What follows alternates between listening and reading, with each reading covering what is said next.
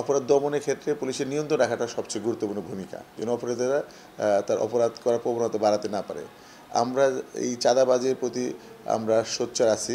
আপনারা জানেন, চাঁদাবাজ যে দলের হোক, গত কয়েক মাসে আমরা অনেক বেশ চাঁদাবাজি সদস্যকে গ্রেপ্তার করেছি। বিভিন্ন অঙ্গ সংগঠনের দলের পদপদবী সহ যারা ছিল তাদেরকে আমরা গ্রেপ্তার করেছি।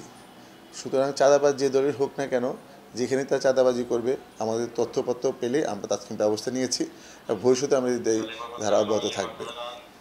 লাস্ট অফ অল যে বিষয়টা বলতে চাই, যে আমাদের যদি কোনো পুলিশ সদস্য কোনো অনৈতিক কার্যকাজে সম্পৃক্ত হয়ে থাকে, সেক্ষেত্রে আমরা অবশ্যই যথাযথ পদক্ষেপ নিয়ে থাকি।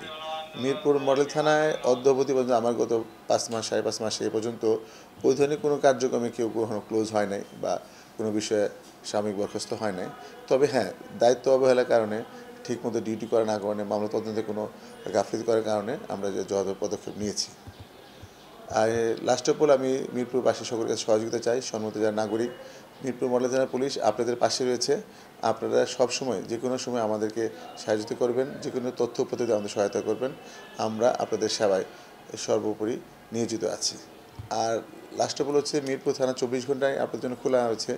যারা জিডি করতে চান, আমাদের মাননীয় পুলিশ কমিশনার স্যারের বিশেষ একটা নির্দেশনা রয়েছে। জিডির ক্ষেত্রে যে লোকটা জিডি করতে আসবে 48 ঘন্টার মধ্যে কিংবা 72 ঘন্টার মধ্যে তার তাৎক্ষণিক তার কাছে রেসপন্স হবে। জিডির অফিসার আমাদের নিয়োগ করা আছে, তাৎক্ষণিক সে জিডি করবে এবং সেই আলোকে প্রয়োজনীয় ব্যবস্থা গ্রহণ করবে।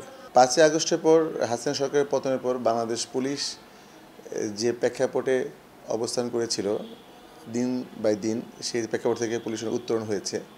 পুলিশ তার নৈমিত্তিক কাজগুলো রেগুলার বেসিস কাজ করে যাচ্ছে। আমরা এখন পুলিশ ফুল স্টিমে কাজ করছি। আমরা পুলিশের যেসব কার্যক্রম আমরা প্রতিদিন করে থাকি, মামলা তদন্ত, আসামি গ্রেপ্তার, অভিযান পরিচালনা করা সহ মাদক উদ্ধার, সব দিক দিয়ে পুলিশে তার কার্যক্রম অব্যাহত রেখেছে। আপনারা জানেন, গত 1 বছরে পুলিশের সাফল্যতাই হচ্ছে যে পুলিশে সফল, মানে তাদের নিজের কাজের গতি ফিরে পেয়েছে, প্রাণ চঞ্চল ফিরে পেয়েছে। আমি মনে করি গত 1 বছরে পুলিশের সফলতা এটি।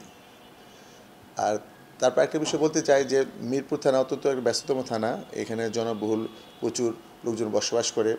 এখানে ক্রাইম প্রবণ এলাকা।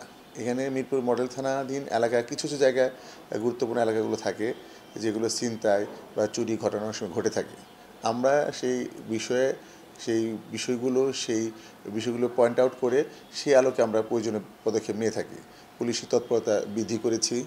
আমরা যে ছিনতাই ঘটনাগুলো ঘটেছে গত কয়েক মাসে আমার এই সময়কালে, আমি চেষ্টা করেছি প্রতিটি ঘটনার রহস্য উদ্ঘাটন করার জন্য। আপনারা জানেন, কিছুদিন আগে শেওড়াপাড়ায় চাঞ্চল্যকর একটা ছিনতাই ঘটনা ঘটেছিল, যা সামাজিক যোগাযোগের মাধ্যমে ভাইরাল হয়েছিল। সেই মামলাটা আমরা টাকা উদ্ধার করেছি, ব্যবহৃত চাপাতি উদ্ধার করেছি, যে হুন্ডা দিয়ে তারা ছিনতাইকারী এসেছিল সেই হুন্ডাগুলো আমরা উদ্ধার করেছি। পাশাপাশি আমরা 164 হয়েছে এই মামলায়।